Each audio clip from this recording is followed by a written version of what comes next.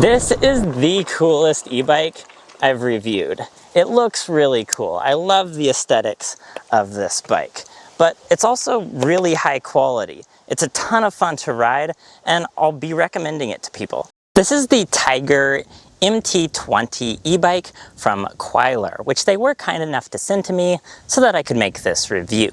And of course, the first thing that stands out about this bike is its retro 1950s style, which I think is a piece of art.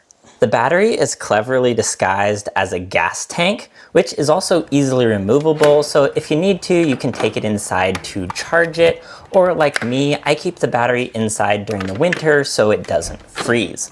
I also really like that there is a battery level indicator right on the battery itself. So even if the bike is turned off, you can still quickly tell approximately how much battery life you have left.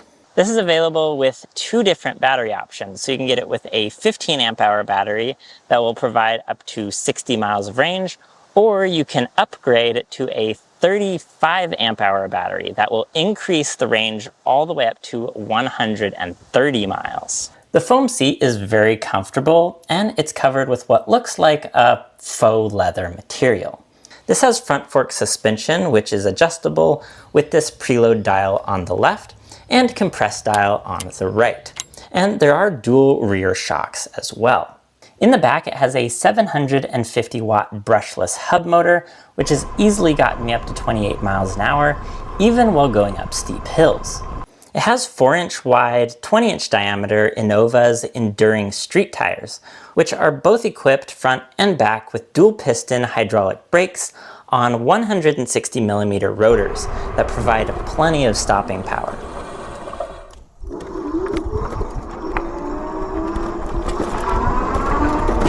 It has a nice sturdy kickstand, front and back fenders, a headlight, brake lights, turn signals, a horn, and a nice bright display that shows the battery level, speed, trip miles, odometer miles, and a dial that even shows like how much torque, or at least how many watts or something that the motor is drawing. So you can kind of see how hard the motor is working depending on where that little dial is at there. On the side of the display here, they've even included a USB port where you can charge your phone. This has a twist throttle for controlling the motor speed, and the motor will also just turn on and off when you start and stop pedaling.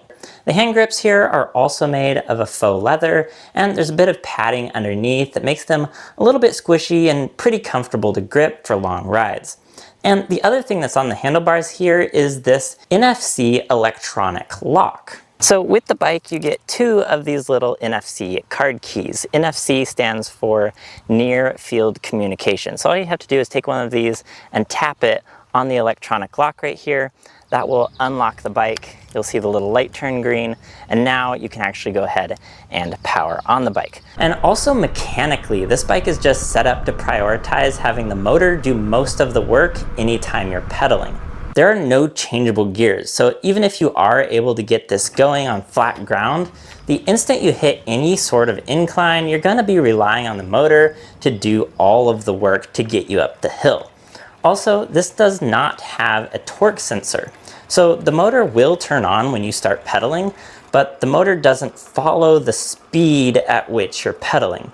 Instead, it just turns on when you start pedaling, and then it goes whatever speed you have the pedal assist level set to. So at level 1, the motor will be going slower when you're pedaling, and then as you turn up the levels, the motor will go faster. So if you're looking for an e-bike that feels more like a traditional bicycle, but has a motor you can turn on when you need it, this is probably not the right bike for you. But if you want something that feels more like a motorcycle experience while qualifying as an e-bike, that is exactly what this bicycle is designed for. This is like my dream motorcycle, but minus all the things that I don't like about motorcycles. It's silent, so I can enjoy my surroundings and even have normal volume conversations with people that I'm riding with. It's zero emissions, so it doesn't smell like gas and oil and exhaust. So if you need to, you can keep it inside your house without it smelling up the whole place. This bike does have various color options that you can choose from, and there's extra accessories that can be added to it available on their website.